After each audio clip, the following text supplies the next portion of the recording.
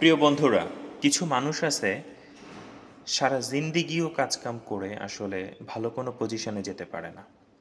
সারা জীবনই কেমন জানি তার একটা ফকিরি অবস্থায় থেকে যায়। হ্যাঁ, আপনি হয়তো বা একটা দরিদ্র পরিবারে বা একটা কষ্টময় পরিবারে জন্মগ্রহণ করছেন যেখানে অর্থবিত্তটা হয়তো অতটা নাই।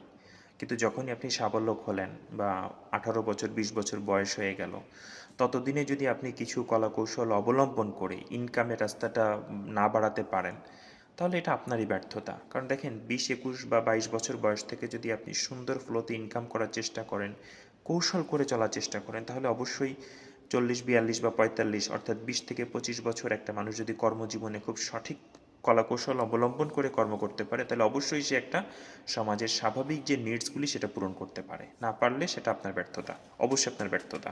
কারণ সময়টা 20 থেকে 22 বছর, কম সময় না। তো এখানে কিছু কারণ হচ্ছে যে কিছু মানুষ কেন সারা জীবন গরিব থাকে, তার অন্যতম একটা কারণ হচ্ছে এই যে শুরুর স্টেজে সঠিক সিদ্ধান্ত নিতে না পারা। সঠিক সিদ্ধান্তহীনতার অভাবেই অনেক বড় কিছু আপনার হাতছাড়া হয়ে যায়।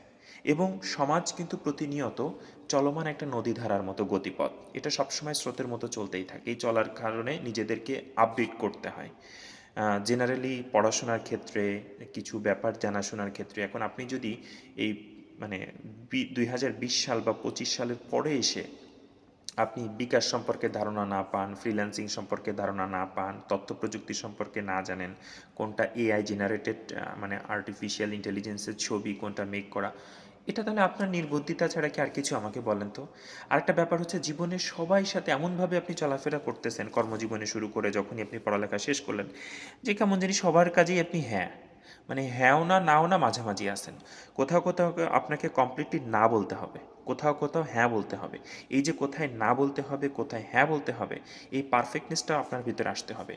সময়ের পরিবর্তনের সাথে সাথে নিজেকে আপডেট রাখতে হবে এবং সঠিক সিদ্ধান্ত নিতে হবে। তাহলে মোটামুটি আপনি যে পরিবারেই বিলং করেন, যেখানে আসুন সেখানে আপনি ভাত খাইতে কষ্ট, চলাফেরায় কষ্ট, মোটামুটি ম্যাট্রিক পর্যন্ত পড়তে পারছেন বা ক্লাস 8 পর্যন্ত পড়তে পারছেন, ডাজেন্ট ইস্যুস।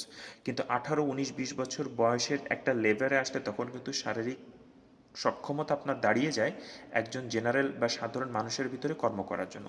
সেখান থেকে আপনি যদি খুব ভালোভাবে 5 থেকে 10 বছর একটা ফিল্ডে কৌশল অবলম্বন করে সঠিকভাবে কাজ করেন, তাহলে অবশ্যই আপনি আপনার যে সামাজিক নিডসগুলি, মানে একটা বাড়ি বা চলার মতো একটা, মনে করেন যে প্রাইভেট কার না হোক, অন্তত একটা মোটর সাইকেল অথবা একটা বাইসাইকেল, তারপরে জীবনে চলতে গেলে যে সমস্ত নিডসগুলি প্রয়োজন হয় একেবারে, মানে খুবই স্বাভাবিক।